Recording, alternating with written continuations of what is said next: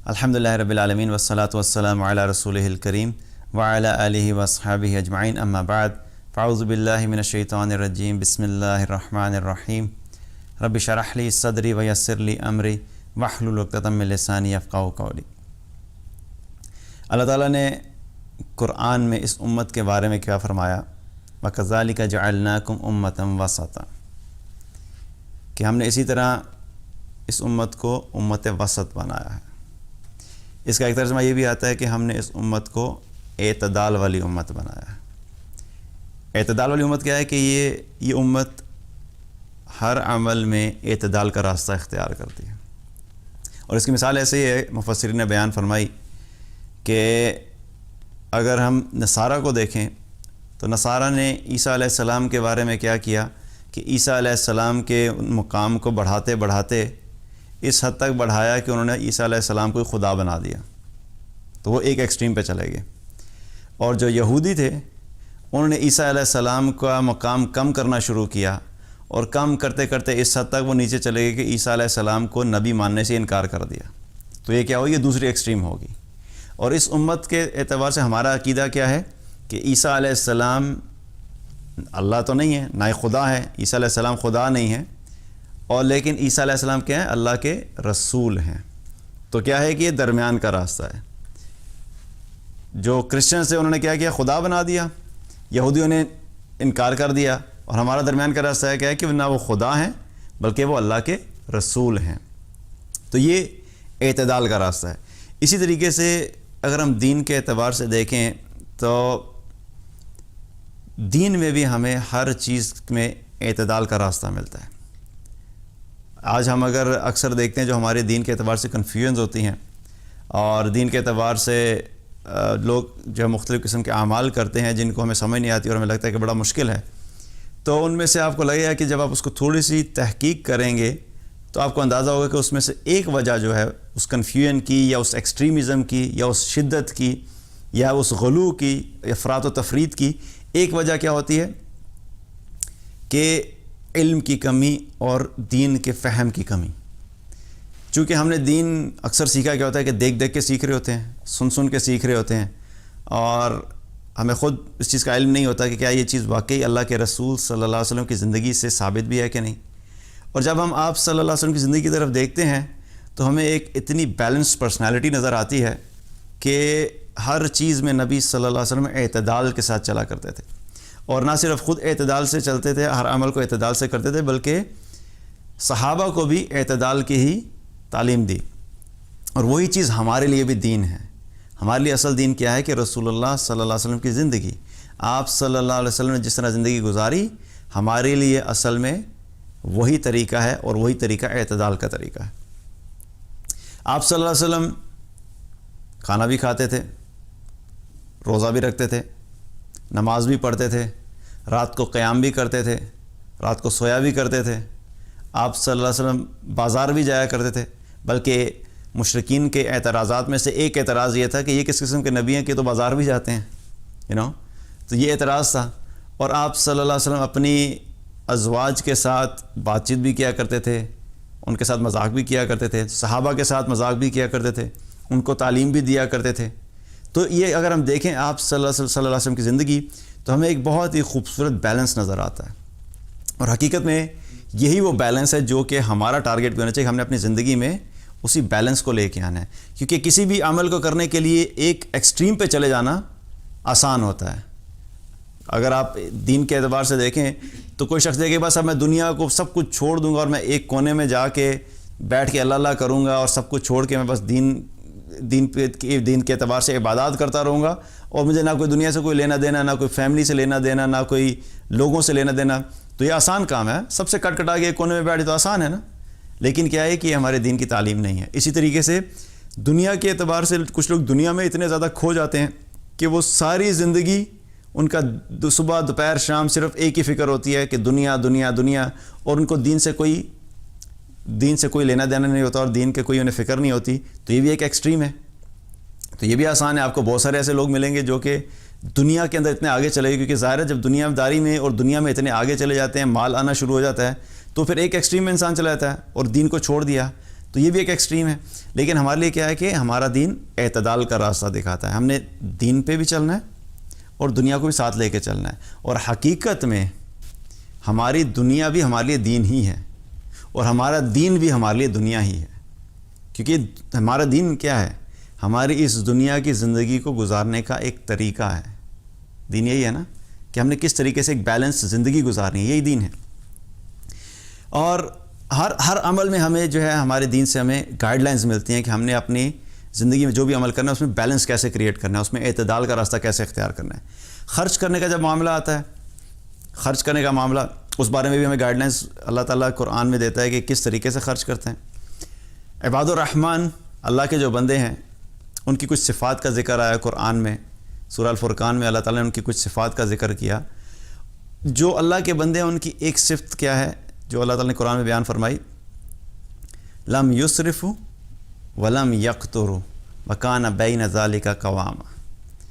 کہ نہ یہ اسراف کرتے ہیں اور نہ یہ بخل سے کام لیتے ہیں, بلکہ یہ اس کے درمیان کا راستہ اختیار کرتے ہیں کہ جب مال آیا تو نہ ہی بخل کا نہ ہی اسراف کرنا اور نہ ہی بخل کرنا, بلکہ اعتدال کا راستہ اختیار کرنا. اللہ سبحانہ تعالیٰ نے ہمیں مال دیا, ہم اپنی انکم کے حساب سے ہم اپنی زندگی کو ایک پلان کرتے ہیں کہ ہم نے اپنی زندگی کی ضروریات کی ایک لسٹ بنائی ہوتی ہے کہ ہماری اتنی ضرورت ہے, اس کے اعتبار سے ہمارے پاس ہماری انکم ہوتی ہے. اب ہمارا کیا کام ہے کہ ہم نے اپنی ضروریات کو فوکس کرنا ہے, اور اگر اس سے زیادہ پیسے بچ رہے ہیں تو ضروری نہیں کہ اپنی خواہشات کو مزید بڑھانا شروع کر دیں. مثال کے طور پہ اگر کسی شخص کے پاس 2 بیڈ روم اپارٹمنٹ ہے اور اس کی فیملی سائز جو ہے وہ بہت چھوٹا ہے, 1 یا 2 بچے ہیں, اور اس کا آسانی سے گزارا ہو رہا ہے, تو جو ہی اس کی پروموشن ہوئی یا بزنس بڑھنا شروع ہو گیا تو فوراً کہ اب میں 4 بیڈ روم اپارٹمنٹ لوں گا. تو سوال پوچھنا چاہیے کہ 4 بیڈ روم اپارٹمنٹ کی ضرورت ہے؟ نہیں, ضرورت تو نہیں ہے. 2 بیڈ روم میں بھی بڑے اچھے طریقے سے میرا گزارا ہو رہا ہے. صرف کیا ہے اپنی خواہش کو پورا کرنے کے لیے کہ اب میں نے 4 بیڈ روم اپارٹمنٹ میں جانا ہے. اسی طرح موبائل لیا تھا 6 مہینے پہلے, ایک بالکل برانڈ نیو موبائل لیا تھا, بالکل ٹھیک چل رہا تھا, لیکن اچانک کیا ہوا کہ آئی فون نے ایک نیا برانڈ نیو ماڈل لانچ کر دیا. اب کیا ہوا کہ ہاتھ میں خارش ہونا شروع ہو گئی, کہ میں نیا ماڈل آیا, میں نے لیٹسٹ موبائل لینا ہے, اور جا کے لیٹسٹ موبائل لے لیا. پوچھے کہ بھائی آپ نے جو 6 مہینے پہلے موبائل لیا تھا وہ بھی بالکل برانڈ نیو تھا اور لیٹسٹ تھا, تو کیا اس میں کوئی مسئلہ ہے؟ نہیں. آپ کو کوئی پرابلم ہے؟ نہیں. آپ کے جو ضروریات جو ریکوائرمنٹس اس موبائل سے تھیں وہ ساری پوری ہو رہی ہیں؟ ہاں جی پوری ہو رہی ہیں. تو پھر کیوں نیا لینا ہے؟ اس لیے نیا لینا ہے کیونکہ میرے دوست نیا لیں گے تو میں بھی نیا لوں گا. کیا ہے؟ خواہش. تو ضرورت جس چیز کی ہے اپنی ضروریات کو اتنا ہی رکھنا ہے. کیا ہے کہ اگر مال زیادہ آ بھی گیا تو ضرورت نہیں کہ ضروری نہیں کہ ہم اپنی خواہشات کی لسٹ بڑھانا شروع کر دیں, بلکہ اعتدال کا راستہ اختیار کریں. جتنی ضرورت ہے اس میں رہیں, اور جو ایکسٹرا مال ہے اس کو آپ سیو کر سکتے ہیں, اس کو آپ اللہ کے راہ میں خرچ کر سکتے ہیں. آگے کے لیے آپ کو ہو سکتا ہے کہ آگے آپ کو کوئی ایسی ضرورت پیش آ جائے جس کے لیے آپ کو ضرورت پڑے. تو یہ ایک کیا ہے کہ ایکسٹریم پہ جانے کی بجائے کیا اعتدال کا راستہ اختیار کرنا اور اپنی خواہشات کو ذرا کنٹرول میں رکھنا اور اپنی ضروریات کے دائرے میں رہ کے اپنے مال کو خرچ کرنا. پھر اسی کی دوسری ایکسٹریم کیا ہے کہ کیا بتائی کہ وہ لوگ کیا ہیں, وہ بخل نہیں کرتے. یہ کس قسم کے لوگ ہوتے ہیں کہ ضرورت ہے, اب ایک چیز کی ضرورت ہے اور مال بھی ہے لیکن پھر بھی نہیں خرید رہے یا پھر بھی نہیں خرچ کر رہے. مثلا بچے کے کپڑے پھٹے ہوئے ہیں, پیسے موجود ہیں, لیکن بچہ پھٹے ہوئے کپڑے پہن رہا ہے, پھٹے ہوئے جوتے پہن رہے ہیں اور اس کی ضرورت ہے لیکن اس کو خرید کے نہیں دے رہے. بھئی کیوں نہیں خرید کے دے رہے؟ مال تو آپ کے پاس موجود ہے. نہیں ٹھیک ہے بس ابھی جب تک چل رہا ہے چلانے دو. اب آپ کی ضرورت ہے, جب ضرورت ہے تو آپ نے اس کو خرچ کرنا ہے. تو کیا ہے کہ جب ضرورت ہے وہاں پہ خرچ کرنا ہے, اور اگر ایکسٹرا ہے تو ہم نے اسراف نہیں کرنا. تو یہ بھی ایک اعتدال کا راستہ ہے. تو جو شخص بھی اپنی زندگی میں اس اعتدال کے راستے پہ رہتا ہے وہ یاد رکھو کہ ہمیشہ ایک بڑی مطمئن زندگی بسر کرتا ہے. کیونکہ میں نے خود اپنی لائف میں لوگ دیکھے ہیں کہ جو صرف اپنی خواہشات کو پورا کرنے کے لیے جب ان کی اپنی انکم سے اپنی خواہشات پوری نہیں ہوتی تو پھر وہ کیا کرتے ہیں, یا وہ حرام طریقے کی طرف جاتے ہیں اپنی خواہش کو پورا کرنے کے لیے, ناجائز طریقے کی طرف, رشوت لیں گے, چوری کریں گے, کسی کے ساتھ فراڈ کریں گے, کسی کو دھوکہ دیں گے تاکہ مال آئے, یا پھر کیا کرتے ہیں لوگوں سے ادھار لیتے ہیں. اور ادھار ضرورت کے لیے نہیں, لوگ ادھار کس لیے لے رہے ہیں؟ خواہش کو پورا کرنے کے لیے. کتنے لوگ ایسے ہیں جو شادیاں اس لیے کرتے ہیں, شان و شوکت سے شادی کرنی ہے, لیکن پیچھے کتنے لاکھوں روپے کا ادھار لے کے, کیونکہ شادی جو ہے بڑی دھوم دھام سے ہونی چاہیے. آپ کے پاس جتنا مال ہے اس میں جو کچھ ہو سکتا ہے اپنی زندگی میں اپنے آپ کو اسی پہ ریسٹرکٹ کرو. اس سے کیا ہوگا کہ آپ کی زندگی میں سٹریس نہیں آئے گا, ٹینشن نہیں ہوگی, آپ کو پریشانی نہیں ہوگی. وقتی طور پہ آپ اپنی اس جو بھی آپ کے وسائل ہیں ان کے حساب سے آپ چلیں گے تو شاید کچھ لوگ باتیں کریں گے, نہیں یار دیکھو انہوں نے تو شادی میں 1,00,000 روپے کا جوڑا نہیں پہنایا دلہن کو بلکہ 20,000 روپے کا جوڑا پہنایا فار ایگزامپل.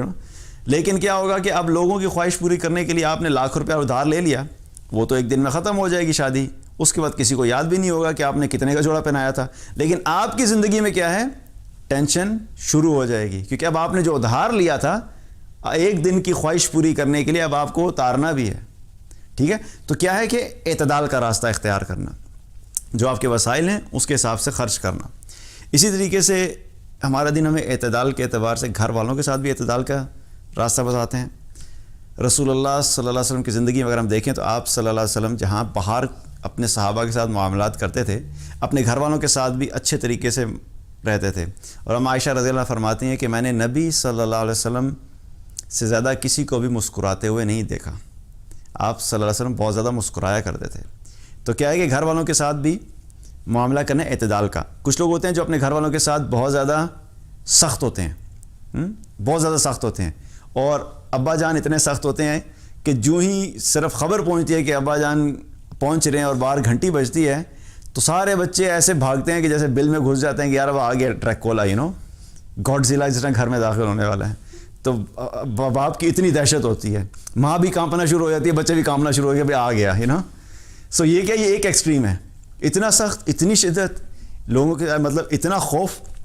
اور دوسری ایکسٹریم کیا ہوتی ہے کہ اتنے لینینٹ, اتنے نرم کہ بچے غلط بھی کر رہے ہیں تو باپ خاموش یا ماں خاموش, بچے غلط حرکتیں کر رہے ہیں, بدتمیزی کر رہے ہیں, ان کے اندر کوئی تمیز نام کی چیز نہیں ہے تو ماں باپ بالکل خاموش ہیں. تو کیا یہ دوسری ایکسٹریم ہے. نہیں کوئی بات نہیں, کوئی فرق نہیں پڑتا, بچوں کو روکنا نہیں چاہیے, بچوں کی پرسنالٹی ڈیولپ ہو رہی ہے, گرومنگ ہو رہی ہے, ٹھیک ہے ان کو خود سے کرنے دو, ان کا کانفیڈنس بلڈ ہوگا. واٹ ڈو یو مین, وہ مطلب بزرگوں کے ساتھ بدتمیزی کر رہے ہیں, ان کو تمیز نہیں ہے, اور آپ اس کو اس چیز کا نام دے رہے ہیں کہ بچے کا کانفیڈنس بلڈ ہوگا. تو کیا ہے کہ یہ دوسری ایکسٹریم ہے کہ اپنے بچوں کا یا اپنی فیملی کا بالکل ہی کوئی خیال نہیں, یا اتنے نرم کہ چاہے وہ جائز بات کریں ناجائز بات کریں, حلال مانگیں حرام مانگیں, حلال کام کریں حرام کام کریں, بالکل ہی چھوڑ دیا ہوا ہے کہ ٹھیک ہے کوئی بات نہیں, بھی ان کی اپنی لائف ان کو کرنے دو, جو کچھ کرنے دو. تو یہ کیا ہے, یہ بھی دوسری ایکسٹریم ہے. یہاں پر بھی ہمیں کیا کرنا ہے, اعتدال کے ساتھ چلنا, کہ جہاں پر سختی کی ضرورت ہے وہاں پہ سختی کرنی ہے. بچے کا ایگزام ہو رہا ہے اور اس کی تیاری نہیں ہے, اور بچہ کہ میں نے دوست کے پاس جانا ہے کھیلنے کے لیے, تو کیا کریں گے, ٹھیک ہے چلو بچے کی خواہشیں پوری کر دیں, نہیں کرنے دیں گے, بٹھائیں گے نا اس کو کہ نہیں پڑھو, تمہاری ذمہ داری ہے, تمہارا کل پیپر ہے, تمہاری پریپریشن نہیں ہے. تو لیکن یہ ہے کہ جب عام روٹین ہے اور بچہ کھیلنا چاہتا ہے تو کھیلنے دیں, کوئی مسئلہ نہیں. تو اس میں کیا ہے کہ اس میں بھی ہمیں اعتدال کی تعلیم دیتا ہے ہمارا دین. اور نبی صلی اللہ علیہ وسلم اپنے ازواج کے ساتھ بھی کیا تھے, مذاق کیا کرتے تھے, ان کے ساتھ مذاق بھی کیا کرتے تھے. ایک مرتبہ عائشہ رضی اللہ فرماتی ہیں, وہ خود سے اس واقعے کو بیان کرتی ہیں. عائشہ رضی اللہ فرماتی ہیں کہ میں نے ایک مرتبہ حریرہ بنایا. حریرہ عرب کی ایک ڈش ہے جو کہ گھی آٹے اور شکر سے, گھی آٹے اور دودھ سے تیار ہوتے ہیں. تو انہوں نے حریرہ تیار کیا اور وہ لے کر رسول اللہ صلی اللہ علیہ وسلم کے پاس آئیں. تو حضرت سودا رضی اللہ عنہ بھی وہاں پہ موجود تھیں. اب آپ صلی اللہ علیہ وسلم بیٹھے ہوئے تھے, ایک طرف عائشہ رضی اللہ عنہ اور دوسری طرف سودا رضی اللہ عنہ. عائشہ رضی اللہ عنہ نے کہا سودا رضی اللہ عنہ سے کہ آپ کھائیے. انہوں نے کہا نہیں میں نے نہیں کھانا, انہوں نے انکار کر دیا. انہوں نے کہا نہیں آپ کو کھانا ہوگا. انہوں نے کہا بھی میں نے نہیں کھانا. اچھا انہوں نے پھر عائشہ رضی اللہ کہتی ہیں کہ آپ نے اگر نہیں کھایا تو میں اٹھا کے آپ کے منہ پہ لگا دوں گی. آپس میں مذاق ہوگا ان کا, ٹھیک ہے میں آپ کے منہ پہ لگا دوں گی. تو اتنے میں کیا ہوا کہ انہوں نے کہا نہیں میں نے نہیں کھانا. عائشہ رضی اللہ نے اٹھایا اور اٹھا کے ان کے منہ پہ لگا دیا. اب یہ رسول اللہ صلی اللہ علیہ وسلم وہاں موجود ہیں, دیکھ رہے ہیں یہ ساری چیز. جب انہوں نے ان کے منہ پہ لگا دیا تو نبی صلی اللہ علیہ وسلم ہنسنے لگ گئے, اور انہوں نے حضرت سودا رضی اللہ عنہ سے کہا کہ تم بھی اٹھا کے اس کے منہ پہ لگا دو. انہوں نے بھی اٹھایا اور انہوں نے بھی ان کے منہ پہ لگا دیا. اور یہ سب چیزیں کیا ہو رہی ہیں, اور آپ صلی اللہ علیہ وسلم وہاں پہ ہنس رہے ہیں. تو کیا ہے کہ یہ وہ اسوہ ہے رسول اللہ صلی اللہ علیہ وسلم کا جو ہم تک کئی دفعہ پہنچتا ہی نہیں ہوتا، اور اگر ہمیں پتہ بھی ہوتا ہم کیا ہوتا ہے کہ ہم اس کو فالو نہیں کرتے. تو گھر میں بھی کیا تھے، وہ ہنسنے کھیلنے والے تھے. تو ہمیں کیا ہوتا ہے گھر والوں کے ساتھ بھی کیا ہے کبھی بیٹھ کے ان کے ساتھ بات کرنا، ان سے مسکرانا، اچھے طریقے سے بات کرنا، ان کی ضروریات کے بارے میں پوچھنا. ہر وقت صرف نصیحتیں نہیں ہونی چاہیے. So this is something which is something for all of us, کہ ہم لوگ اپنی زندگی میں کئی دفعہ اتنے مصروف ہو جاتے ہیں کہ ہمیں ریئلائز نہیں ہوتا کہ ہم کس ڈائریکشن میں جانا شروع ہو گئے ہیں. تو یہ بھی کیا ہے کہ ہمیں گائیڈ لائنس کہاں سے ملتی ہے کہ ایک اعتدال کا راستہ، کہ بہت زیادہ سختی بھی نہیں اور بہت زیادہ نرمی بھی نہیں. جہاں پہ سختی کی ضرورت ہے وہاں پہ سختی کرنی ہے، جہاں پہ نرمی کی ضرورت ہے وہاں پہ نرمی کرنی ہے. تو یہ بھی اعتدال ہے. اسی طریقے سے ہمارا دین ہمیں عبادات میں بھی اعتدال کا راستہ دکھاتا ہے. عبادات میں بھی اعتدال کا راستہ، بلکہ گھر والوں کے ساتھ معاملہ کیا ہے، اور خاص طور پہ چونکہ بیوی کے ساتھ جو معاملہ ہے، کیونکہ میاں بیوی کا جو ریلیشن شپ ہے نا وہ بڑا امپورٹنٹ ہوتا ہے، کیونکہ پورے گھر کا ماحول جو ہے اس پہ ڈیپینڈ کرتا ہے. اگر میاں بیوی کا ریلیشن شپ آپس میں اسٹرانگ نہیں ہے، خراب ہے، تو پورے گھر کا ماحول کیا ہوگا، خراب ہوگا. اور اگلی پوری جنریشن، پوری نسل کیا ہوگی، وہ بھی اس سے افیکٹ ہوگی. ایک مرتبہ ایک صحابی ہیں عثمان بن مظعون رضی اللہ عنہ. عثمان بن مظعون رضی اللہ عنہ، ایک عثمان رضی اللہ عنہ جن کے بارے میں ہم اکثر بات کرتے ہیں، ان کا نام ہے عثمان بن عفان، جو خلیفہ بھی تھے. لیکن میں جن کی بات کر رہا ہوں عثمان بن مظعون رضی اللہ عنہ. ان کی جو بیوی تھی ایک دفعہ امہات المومنین کے پاس آئیں، نبی صلی اللہ علیہ وسلم کے ازواج کے پاس آئیں. تو عثمان رضی اللہ عنہ کی جو بیوی تھی انہوں نے بالکل پرانے سے کپڑے پہنے ہوئے، بوسیدہ سے پرانے سے کپڑے پہنے ہوئے. اور نارملی ہوتا ہے نا کہ جب انسان باہر نکلتا ہے تو کوئی اچھے کپڑے پہن کے نکلتا ہے ملنے کے لیے جاتا ہے، وہ بالکل پرانے سے بوسیدہ سے کپڑے میں جو آئیں. اور جب امہات المومنین نے انہیں دیکھا اس حال میں تو ان سے پوچھا کہ آپ نے اپنا یہ حلیہ کیوں بنایا ہوا ہے، اس حال میں کیوں پھر رہی ہیں؟ تو انہوں نے کہا کہ میرے جو شوہر ہیں وہ سارا دن روزے سے ہوتے ہیں اور ساری رات نماز پڑھتا رہتا ہے. ساری رات نماز پڑھتے ہیں اور سارا دن روزے سے ہوتے ہیں، تو ظاہری بات ہے پھر رغبت کہاں ہوگی. تو انہوں نے کہا جب وہ اس طریقے سے ہیں تو بس میں ایسی حلیے میں پھر رہی ہوں. تو کیا ہے کہ جب میاں بیوی آپس میں ایک دوسرے کو امپورٹنس نہیں دیتے، اٹینشن نہیں دیتے، تو پھر نہ خاوند کو اس چیز کی رغبت رہتی ہے کہ میری بیوی کس حال میں ہے، نہ بیوی کو اس چیز کا خیال رہتا ہے کہ میرا خاوند کس حال میں ہے. تو بہرحال انہوں نے جب یہ بات کہی تو امہات المومنین جو ہیں، امہات المومنین انہوں نے یہ بات رسول اللہ صلی اللہ علیہ وسلم تک پہنچا دی. جب یہ بات آپ صلی اللہ علیہ وسلم تک پہنچی تو نبی صلی اللہ علیہ وسلم نے عثمان بن مظعون رضی اللہ عنہ کو بلوا لیا. انہوں نے کہا کہ مجھے خبر پہنچی ہے کہ آپ ساری رات نماز پڑھتے رہتے ہیں اور سارا دن روزے سے رہتے ہیں. یہ روزہ میں نفلی روزے کی بات کر رہا ہوں، فرض روزہ تو ظاہر فرض رکھنا ہے، لیکن نفلی روزے کی بات ہو رہی ہے. تو انہوں نے عرض کی یا رسول اللہ میری جان آپ پہ قربان، ایسا ہی ہے، میں اسی طرح ہی کرتا ہوں، رات ساری نماز پڑھتا ہوں، سارا دن روزے سے رہتا ہوں.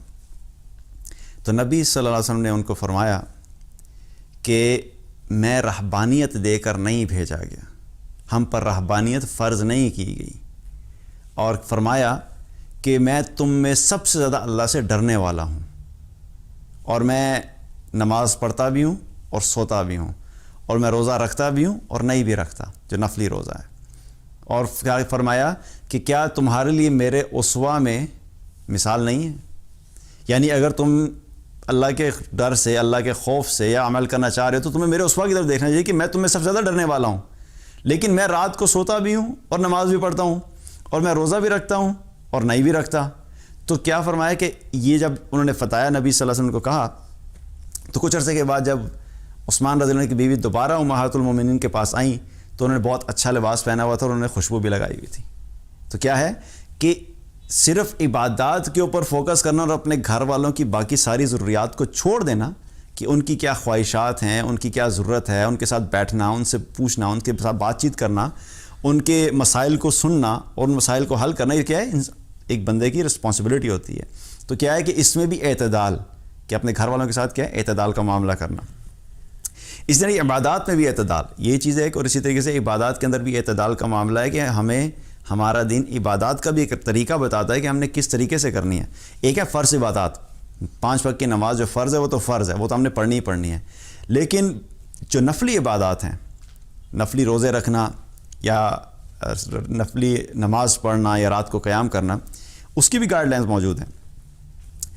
ایک صحابی ہیں عبداللہ بن عمر بن العاص رضی اللہ عنہ،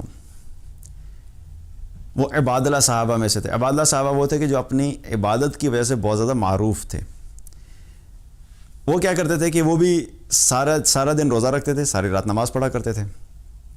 تو نبی صلی اللہ علیہ وسلم کے پاس جب ان کی یہ خبر پہنچی تو آپ صلی اللہ علیہ وسلم نے ان کو بلایا اور ان سے پوچھا کہ عبداللہ مجھ تک یہ خبر پہنچی ہے کہ تم ساری رات نماز پڑھتے ہو اور سارا دن روزے سے رہتے ہو۔ تو انہوں نے عرض کی یا رسول اللہ میرے والدین آپ پہ قربان، یہ بات درست ہے، میں ایسا ہی کرتا ہوں۔ تو آپ صلی اللہ علیہ وسلم نے فرمایا کہ عبداللہ تم نماز پڑھا بھی کرو اور سویا بھی کرو، روزہ رکھا بھی کرو اور افطار بھی کیا کرو، یعنی نہ بھی رکھا کرو۔ اور پھر فرمایا کیونکہ تمہارے جسم کا تم پہ حق ہے، تمہاری آنکھ کا تم پہ حق ہے، تمہاری بیوی کا تم پہ حق ہے، تمہارے مہمان کا تم پہ حق ہے۔ تو کیا فرمایا کہ بہت خوبصورتی سے آپ صلی اللہ علیہ وسلم نے ساری چیزوں کا بیلنس بتا دیا کہ ٹھیک ہے نماز بھی پڑھو رات کو اور کچھ دیر سو بھی، کیونکہ تمہارے جسم کا بھی تم پہ حق ہے، اور روزہ رکھو اور کبھی نہیں بھی رکھو، نفلی روزہ، اگین فرض روزے کی بات نہیں ہو رہی، نفلی روزہ کبھی رکھو کبھی نہیں بھی رکھو، کیونکہ تمہارے باقی حقوق بھی ہیں، تمہاری بیوی کا حق ہے، تمہارے مہمان کا حق ہے، تمہیں ان سب حقوق کو پورا کرنے کے لیے اپنی زندگی میں بیلنس کریٹ کرنا پڑے گا، رائٹ؟ سو اس وجہ سے بتایا۔ اور پھر ایک اور روایت میں آتا ہے کہ جب یہ بخاری کی میں آپ کو روایت بتا رہا ہوں، بخاری میں یہ موجود ہے، ایک اور روایت میں آتا ہے کہ جب آپ صلی اللہ علیہ وسلم سے یہ کہا کہ تم نماز پڑھا بھی کرو اور سویا بھی کرو اور روزہ رکھا بھی کرو اور نہیں بھی رکھا کرو، تو جب انہوں نے سنا تو انہوں نے عرض کی یا رسول اللہ میں اس سے زیادہ کی طاقت رکھتا ہوں، بلکہ اس پہ آپ صلی اللہ علیہ وسلم نے فرمایا کہ اگر تمہیں روزہ رکھنے ہی ہیں جو نفلی روزے ہیں تو تم ہر مہینے میں 3 روزے رکھا کرو، اور ایک روزے کا اجر 10 گنا ہے، 10 روزوں کے برابر، تو تمہیں 3 روزے رکھنے کی وجہ سے ایک مہینے میں 30 روزوں کا اجر ملے گا، اور جب تم ہر مہینے یہ عمل کرو گے تو گویا ایسا ہی ہے کہ تم نے پورا سال روزے رکھے۔ تو سبحان اللہ، رسول اللہ صلی اللہ علیہ وسلم نے ان کی خواہش کو پورا کرنے کا ایک آسان راستہ بتا دیا، کیونکہ وہ روزہ ہر روز کیوں رکھتے تھے؟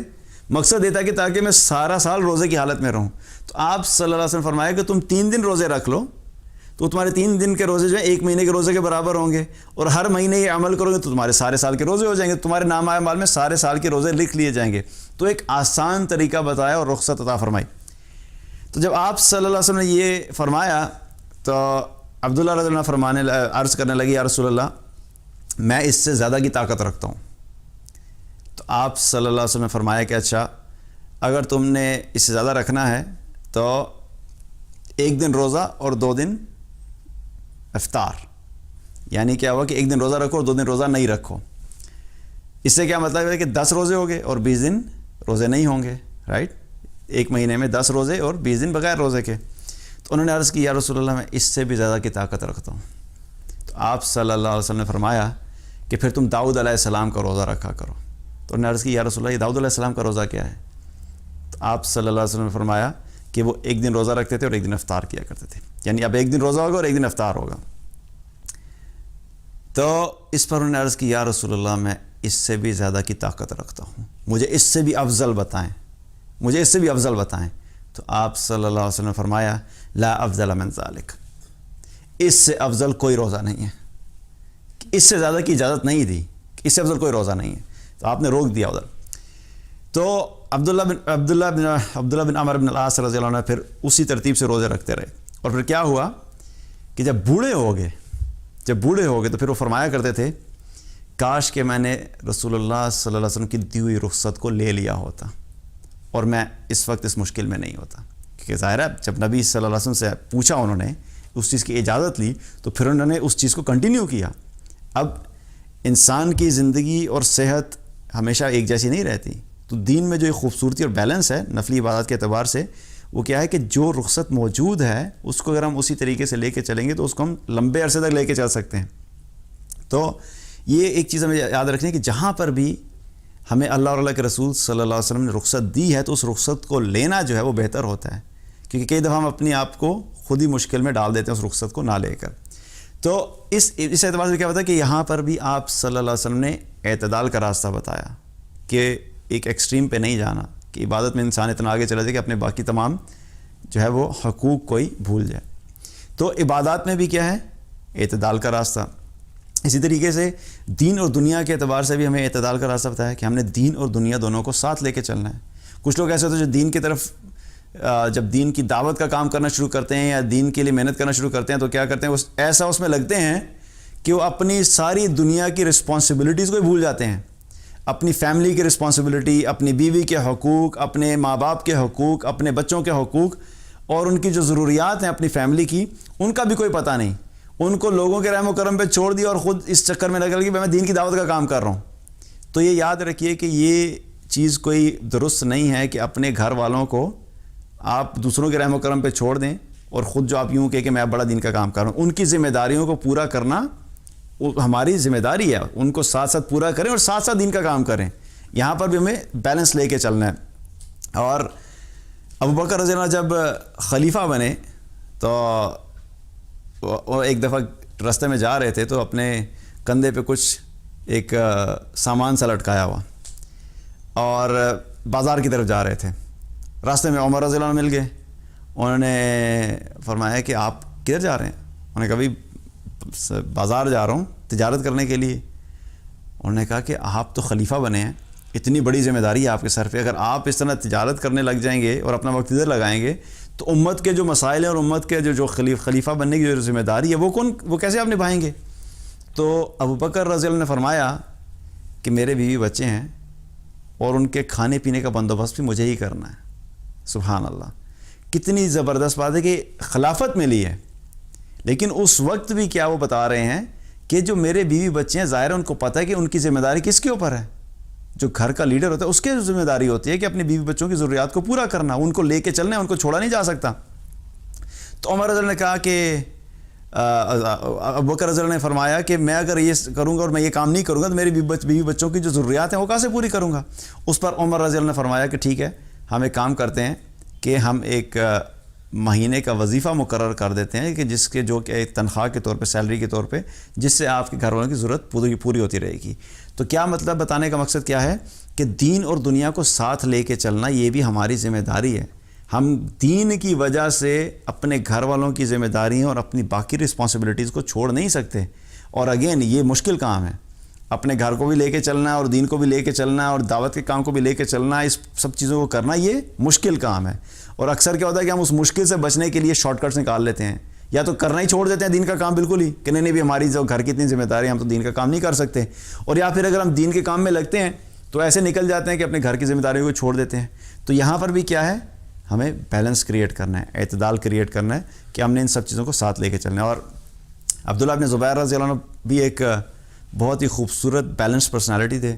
وہ بھی جب نماز پڑھا کرتے تھے تو صحابہ فرماتے ہیں کہ جب ہم ان کو نماز پڑھتے ہوئے دیکھتے تھے تو ہمیں یوں لگتا تھا کہ اس شخص کو دنیا سے کوئی لینا دینا ہی نہیں ہے، اور لیکن جب ہم ان کو دنیا کے کام میں مصروف پاتے تھے تو ہمیں یوں دیکھ کے لگتا تھا کہ اس شخص کو دین کا اور آخرت سے کوئی لینا دینا نہیں ہے. تو یہ چیز ہے کہ ہمیں ہر چیز کو ساتھ لے کر چلنا ہے، اور ہمارے رویوں کے اندر بھی اعتدال کا ہونا بہت ضروری ہے، کیونکہ ہم فوراً دوسروں کے معاملے میں کیا ہوتے ہیں کہ جذباتی ہو جاتے ہیں. اور اگر ہمیں کسی ایک چیز کا صحیح پتہ ہے تو ہم سمجھتے ہیں کہ بس اس کے علاوہ کسی اور کو صحیح پتہ ہو ہی نہیں سکتا. کئی دفعہ دین کے معاملے میں ایسی سچویشنز ہوتی ہیں کہ آپ صلی اللہ علیہ وسلم سے مختلف طریقے ثابت ہوتے ہیں. تو کیا ہے کہ فوراً اس چیز پہ جمپ کرنا اور فوراً اس چیز کے اوپر آ جانا کہ دوسرا تو غلطی ہے اور ہم ہی ٹھیک ہیں. تو اس میں بھی اعتدال کے ساتھ رہیں.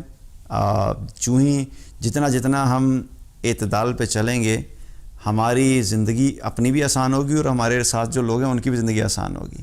اور یہ اعتدال کا راستہ کیسے پتہ لگا؟ اس کے لیے دین کا علم اور فہم ہونا بہت ضروری ہے. جب تک اس کا علم نہیں ہوگا ہمیں پتہ ہی نہیں لگے گا کہ درمیان کا راستہ کیا ہے. اس کے لیے کیا ہے کہ ہمیں دین کا علم بھی سیکھنا ہے، اور جتنا ہم سیکھتے چلے جائیں گے انشاءاللہ ہماری زندگی میں ہمیں کلیئرٹی آتی جائے گی کہ اعتدال کا راستہ کیا ہے. اللہ سبحانہ تعالیٰ ہم سب کو دین کی فہم عطا فرمائے اور وہ صحیح راستہ جو کہ اللہ سبحانہ تعالیٰ کے نزدیک بالکل صحیح ہے اور درست ہے اس پہ چلنے کی توفیق عطا فرمائے. بارک اللہ علیہ ولکم. السلام علیکم ورحمۃ اللہ وبرکاتہ.